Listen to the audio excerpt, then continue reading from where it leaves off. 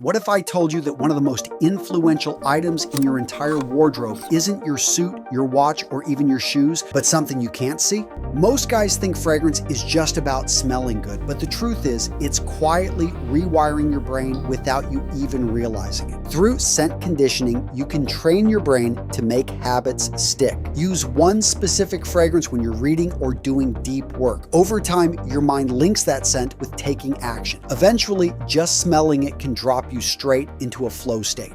Gents, the reality is scent is a lot more important than most people think. In fact, I would argue of all of your senses, it is the one that would be most missed, despite the fact that most people undervalue it. But why is this, and how can you leverage the science of scent to your advantage? So straight up, why do most people not value scent? Well, to be quite honest, of all the senses, it is the one we know the least about. Seriously, when it comes to feelings, when it comes to nerves, there's an entire field of science dedicated to that sense. When it comes to sound, that's the sense of music. Countless books, countless devices, it's integrated into our communication. You better believe that we give it time and research. Taste, that's the domain of food, of what we put into our mouths. Come on, from all the cookbooks out there, from the shows to the professionals that make this their life pursuit. Yeah, taste is covered. Sight, vision, this is the sense that probably has the most amount of research on it. From all the devices that can prove it to all the professions out there helping us see things on the other side of the universe to what's right in front of us at the age of 90. And then there is scent. Smell, the red-headed stepchild of the five senses. In fact, when you go out there and you do research on scent, you're going to find most of it is associated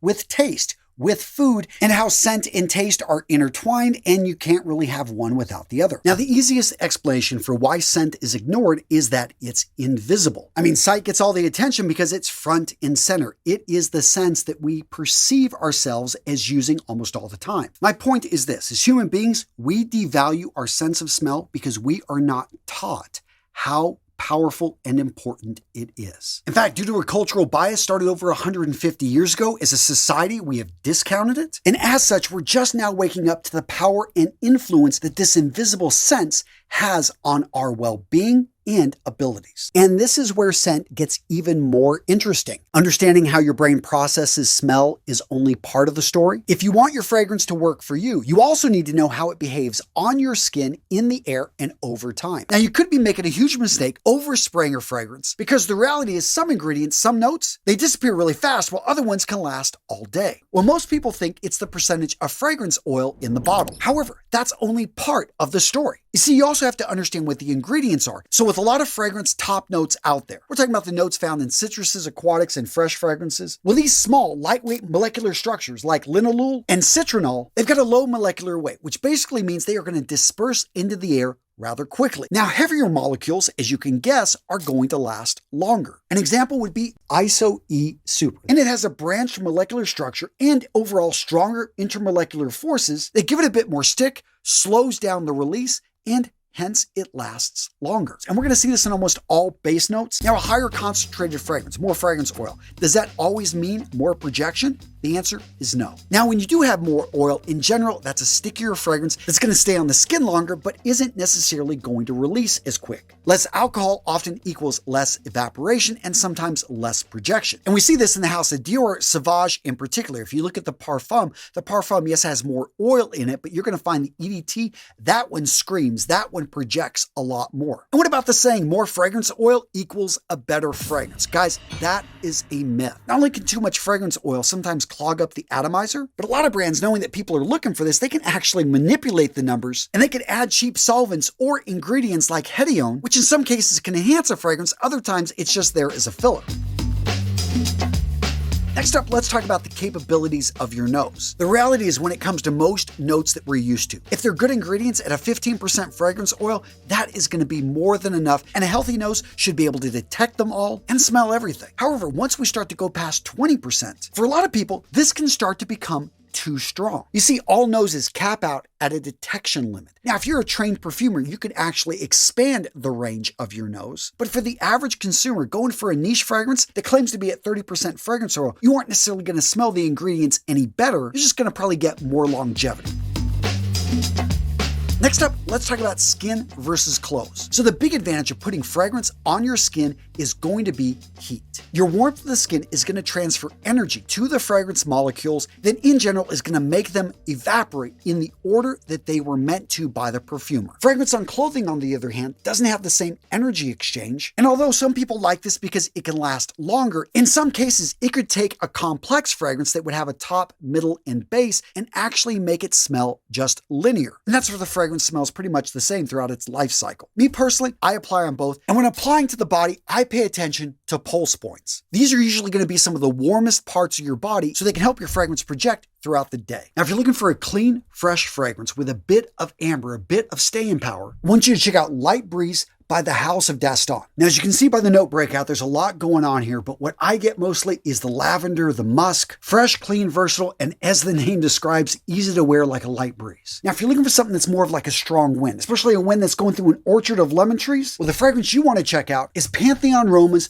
Aria. So I wouldn't say this fragrance is the complete opposite of Light Breeze, but it's much stronger. It establishes itself right there at the top with lemon, grapefruit, and ginger notes. And in the middle, we've got the greens. We've got the mint. And at the base, we've got that solid cedar mixed in with the ambergris. And gents, if you're wondering where to get these fragrances, then go check out today's sponsor, Max Aroma. So over the last year, I've been working with Max Aroma, and they've really introduced me to tons of different niche fragrances that are unlike anything you're going to smell at box stores. Example here, we've got Sangria Oak by Precious Liquid. And in case you're not familiar with sangria, it's an alcoholic punch that originated out of Spain and Portugal. And as soon as I smelled it, it took me back to these weekends, having some great times with my friends in Central Texas. And let's face it, they're unique, they're beautiful. They help you stand out from the crowd. Now, gents, when you go over to Max Aroma, what you're going to find is not only do they have a great selection, but you can actually get samples of the fragrances before you commit to a full bottle. They've also got a wide selection of sampler sets. They've got the sets right there from tons of niche brands. And in case you're wondering, the fragrance I'm wearing today is Blend Oud's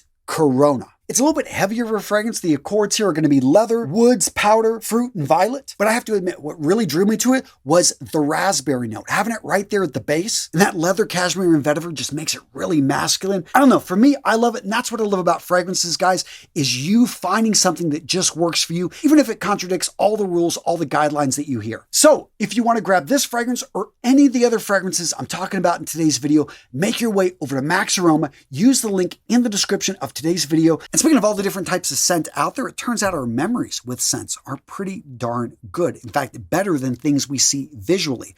They did one study in which, people were shown a whole bunch of pictures. They only remembered 5% of what they saw.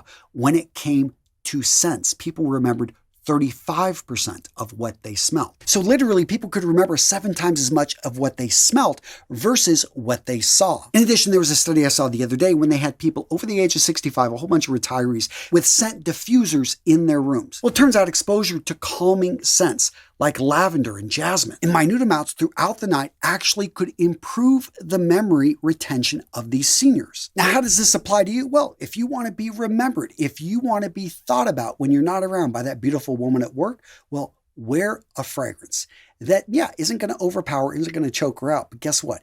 You walk by, you smell good. She's always noticing you because she can't not notice the guy that just smells great. And no guarantee, guys, but you just might be living rent-free in her head and increase the chances she'll say yes when you go to talk to her and ask her out. Because yes, scent does affect your perception of being attractive, of being someone she would want to get with. I mean, I'd be lying to you if you can't carry a conversation, if you don't have the courage to go up and talk to her. It doesn't matter what you're wearing, you are not going to stand a chance. But all things being equal, if you put yourself out there and you smell good, guys, you are setting yourself up for success. And the way that scent affects others, guys, guess what? It also affects you. When you select a fragrance that you like, that you feel makes you smell good. Well, guess what? You've chosen one that aligns with your natural scent, so it's going to enhance it. And basically what you've bought, what you found is liquid confidence, because every time you spray it on, every time you wear it, you feel like $1,000,000. You walk with confidence, you stand tall, and you come off because you are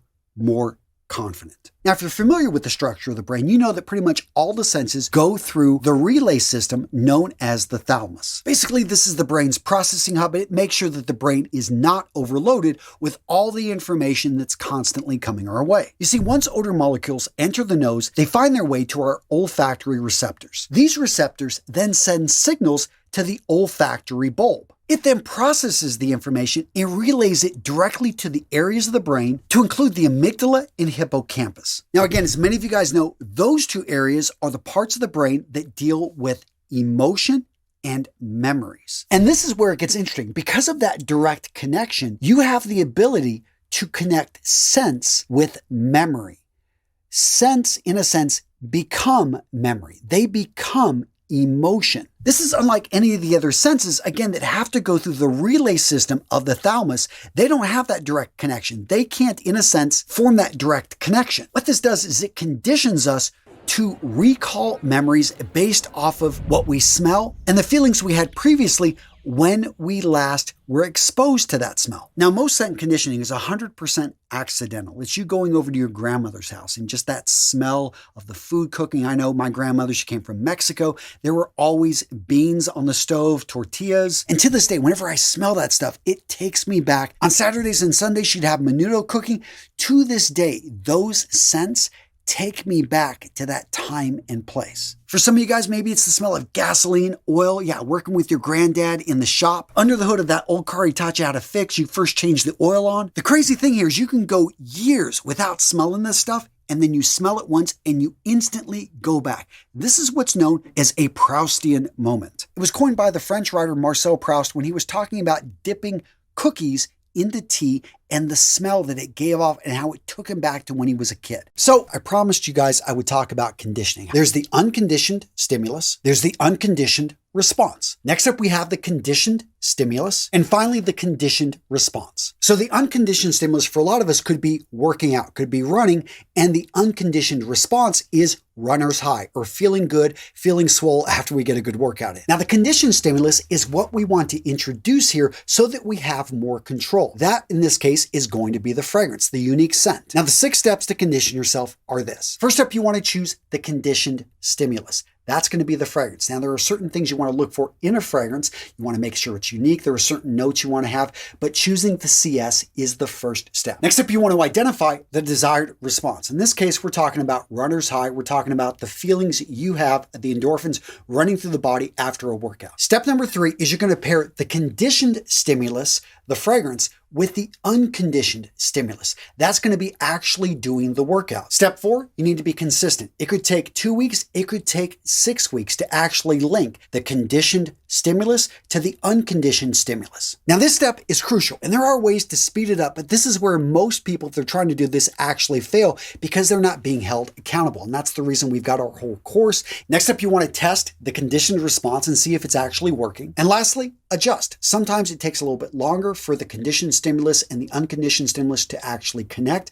Other times it may be you need to change up the fragrance. And with that being said, gents, now let's go out there and find your signature scent. How to do it? Guys, I got you covered. Boom. In this video right here, I break out how exactly to find your signature scent, how to smell great. Guys, I got you covered. Boom. In this video. Oh yeah, right there.